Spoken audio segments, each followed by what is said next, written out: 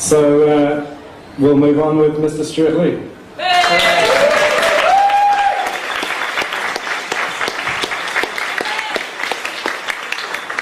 Thanks.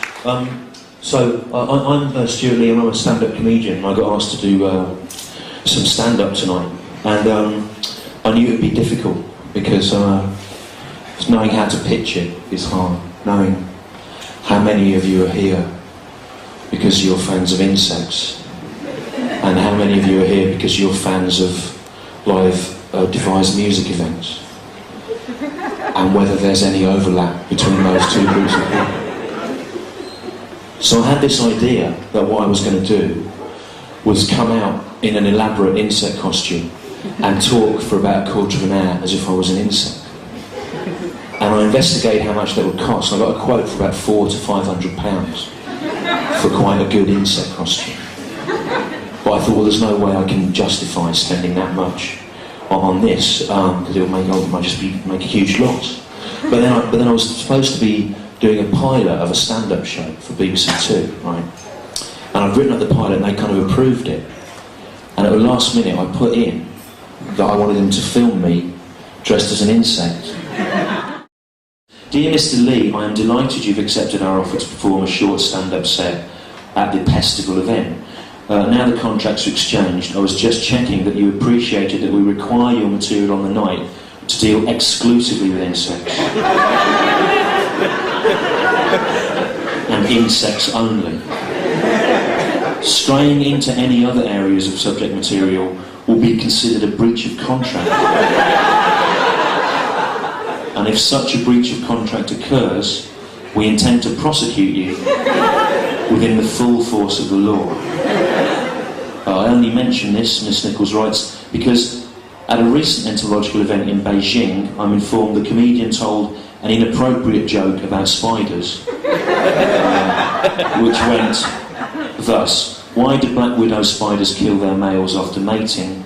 And the answer is to stop their snoring before it starts. And Miss Nichols writes, this joke is inappropriate for two reasons. One, it is crude and there may be children present.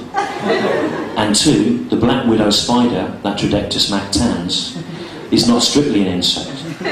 An insect being defined as a creature with a body segmented into three parts, with 3 pairs of legs. We would be grateful if you did not step outside your insect remit. But if you are stuck, here are 4 insect jokes you might like to tell. 1 is about a wasp, 2 are about bees, and the other concerns insects generally. Perhaps begin with the general insect joke and then move on to the other 3. This is what I've been given. What car does an insect drive? And the answer is a Volkswagen Beetle. Joke 2 that I've been given is, why do bees hum? Because they've forgotten the words. Joke 3, why do bees have sticky hair? Because of the honeycombs. Play on the word honeycomb there. Joke 4, where do you take a sick wasp? To waspital. I hope you find these helpful. Yours truly, Bridget Nichols, Pestival. Now, I have something of a reputation as a maverick within the stand-up field, and I am not going to come here and just do jokes about insects because you've told me to. In fact, what I'm determined to do is the complete opposite of that. I may not talk about insects at all. You can threaten me with prosecution. I don't care if the most powerful entomologist in the world is here tonight. I have no intention of observing your restrictions. So I wrote back to Miss Nichols of Pestival in a slightly facetious manner and asked her if there were any particular insects which she thought I should write jokes about. And she replied, dear Mr. Lee, for me, the most suitable insect for your comedy at Pestival would be the aphid. The aphid reproduces parthenogenetically, that is to say without mating, so you should at least be able to work clean. I think we at Pestival would be happy with a 15-minute routine about aphids. Perhaps something about the initially mystifying discovery of Russian spruce aphids in Switzerland in 1947, which was ultimately explained as being the result of involuntary migration by wind. I'm sure you could think of something amusing about that incident. Perhaps you might like to mention how some ants farm aphids for their juices. But you must be careful that this observation does not A, imply any sexual content, or B, suggest that the aphid is harmed in any way, as the insect-friendly audience will not like to hear about injury to any insect. Also, she writes, if you do go with my aphid suggestion, please do not draw attention to the potato peach aphid, which carries 50 different kinds of virus, as there may be people at the event who are unconvinced about insects, and they are sure to take against them if the potato peach aphid is mentioned.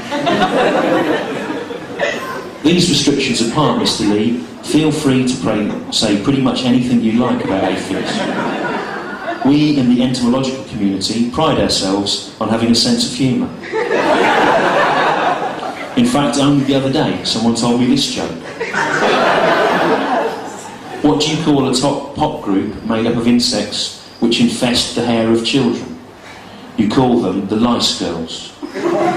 Yours truly, Miss B. Nichols, Pestival. P.S. You can use the Lice Girls joke if you like, although it doesn't really make sense. It will be difficult to be sure that the group of singing lice were really the Lice Girls, as the gender of the head louse, Pediculus humanus capitis, is only discernible in the later stages of its life. So, there's a number of difficult restrictions placed on me, and I felt a little bit hidebound by these. I was kind of working last week trying to write my 15 minutes of insect stuff, and I couldn't do it. It was hard. I gave up. I tell you, I was sitting there trying to think of funny things about insects, and nothing was coming. And then I gave up. But then I remembered a story. I remembered the story of Robert the Bruce and the spider. I don't know if you know it. Robert the Bruce was fighting against the English, and he wasn't getting on so well, so he ran away and he hid in a cave. And while he was there, his eye fell on a little spider that was trying to swing from one rocky outcrop to another. And he watched it once. It nearly made the swing between the rocks. It didn't quite make it, slip back down. He thought, well, surely that's it, it won't try again. But it did. The spider did try again. It swung again between the two rocks, but slipped down. Robert the Bruce thought, that's got to be it. No sane spider would attempt that a third time. But it did. As he watched, the spider tried for a third time to swing between those rocks, and finally it made it. And Robert the Bruce went back to the battle against the English, and he remembered the example of the spider. And when he got there, he spun a huge web out of his own bodily fluids, in which the English soldiers became entangled, leaving Robert the Bruce free to crawl from one to the next, picking them off with his powerful mandibles. And then he won the battle and became King of Scotland.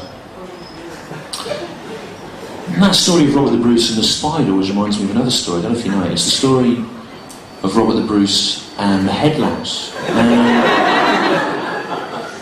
And if you know, Robert the Bruce was fighting against the English and wasn't getting on so well, so he ran away and he hid in a cave. And while he was there, his eye fell on a little head louse, which was trying to leap from the head of one Scottish soldier to another. And he watched it once, and it tried to do the leap, the head louse, but it slipped down onto the Scottish soldier's shoulder, fell on the floor.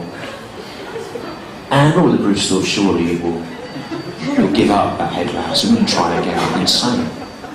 But he was wrong. He did try again. Climbed up to the first Scottish soldier's head. He watched it climb through a special device which he had. Leaped across, but it missed the other head and fell down again. He watched it again. Third time, it went back, and the third time, the head louse made the leap between those two Scottish soldiers' heads. And Robert the Bruce went back to the battle against the English. He remembered the example of the head lice. And he was able to infest the scalps of the soldiers, creating some skin irritation and bleeding, leading to secondary infection, thus demoralising the army. And he won. And the king. So the story of Robert the Bruce and the head louse there. That story of Robert the Bruce and the head louse always reminds me another story. There's the story of Robert the Bruce and the potato peach aphid. Now, if you know, Robert the Bruce was fighting against the English and wasn't really working out, so he ran away and he hid in some kind of like a cleft in rock, a cave you would call it. And while he was there hiding out, his eye fell on a little potato peach aphid, which was trying to leap from a potato, which of course it consumes, that's its food source in the early stage of its life, to a peach, which it eats as it approaches adulthood. As you all know, if this audience doesn't know that, then let's face it, this material has no future shelf life. If you can't make the potato peach aphid bit work at Pestival, you're on a hide into nothing. So he was sitting there, and he watched the potato peach aphid, and it jumped, but it missed the peach. It jumped off the potato, slid off the peach, off the kind of fur of its skin onto the floor, and he thought, well, that's that. Well, then he watched it again. The potato peach aphid went back to the potato. It could have just climbed up the peach and been on it, but it was important for some reason for it to achieve this leap. It had a symbolic level, and it missed again, fell off the peach on the floor. It went back a third time, the potato peach aphid, and jumped from the potato onto the peach successfully. And Robert the Bruce looked at that, and he went back to the battle against the English, and he fixed in his mind the inspiring example of the potato peach aphid. And he infested the potatoes of the English troops, which were their main kind of stock food, thus depleting them on a basic kind of ergonomic level. And then he thoroughly spoiled the peaches that they had as he achieved adulthood, denying them of the kind of luxury treat that keeps an army loyal to its leader. As a result, there was a mutiny against Edward II. The battle was lost, and Robert the Bruce, as you know, became King of Scotland. The story of Robert the Bruce and the potato peach aphid there, especially written for this evening, are being broadcast live around the world.